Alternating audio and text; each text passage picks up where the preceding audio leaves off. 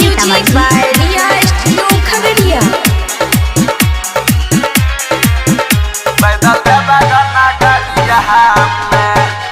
बाबा रनिया हमारा चल गेल पैदल बगना गरिया में।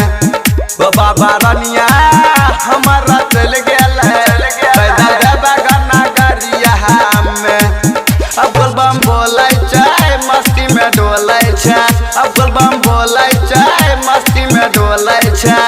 एले गाया टोलिया में बाबा रनिया हमारा चल गेल पैदल बगना गरिया में। बाबा रनिया हमारा चल गेल पैदल बगना गरिया में। अब बम बोले चाय मस्ती में डोले छै, अब बम बोले चाय मस्ती में डोले छै। एले गाया टोलिया में बाबा रनिया हमारा चल गेल पैदल बगना गरिया में।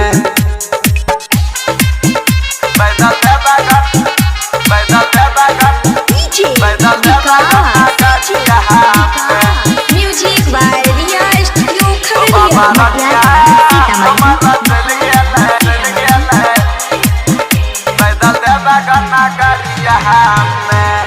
अपन के गेरुआ रंग के सरिया बनल कमरिया हो, कमरिया हो, कमरिया हो। बाबा वो करे पे रखी हो अपना नजरिया हो, नजरिया हो, नजरिया हो। देखे में छै बड़ी नीमन हमारा रानिया हो, हमारा रानिया हो, हमारा रानिया, हमारा रानिया। अपन के गेरुआ रंग के सरिया बनल कमरिया हो, कमरिया हो, कमरिया हो।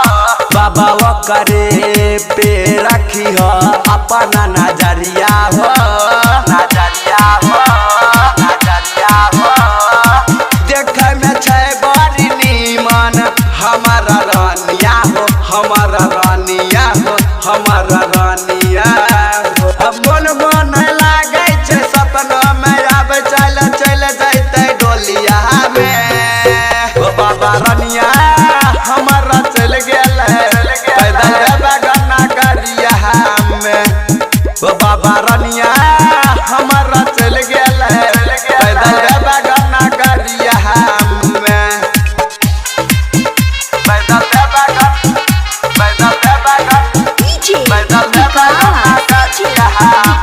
Music by Riya studio Khagaria.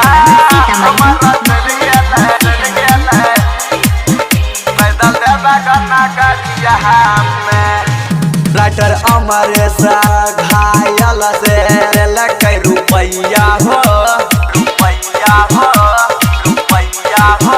चल गेल बाबा धाम देखी समैया हो, समैया हो, समैया हो। मन सजते पगलाई सोची ओकरा हो, सोची ओकरा हो, सोची ओकरा, सोची ओकरा। राइटर अमरेश घायल से लकै रुपैया हो, रुपैया हो, रुपैया हो। चल गेल बाबा धाम देखी समैया हो, समैया हो, समैया हो। मन सजते पगलाई सोची ओकरा हो, सोची ओकरा हो, सोची ओकरा हो। कर दो दया हो फेर दो नजरिया हो लड़ देता टोलिया में। बाबा रनिया हमारा चल गेल पैदल बगना गरिया में। बाबा रनिया हमारा चल गेल पैदल बगना गरिया में। अब बम बोले चाय मस्ती में डोले छै, अब बम बोले चाय मस्ती में डोले छै। एले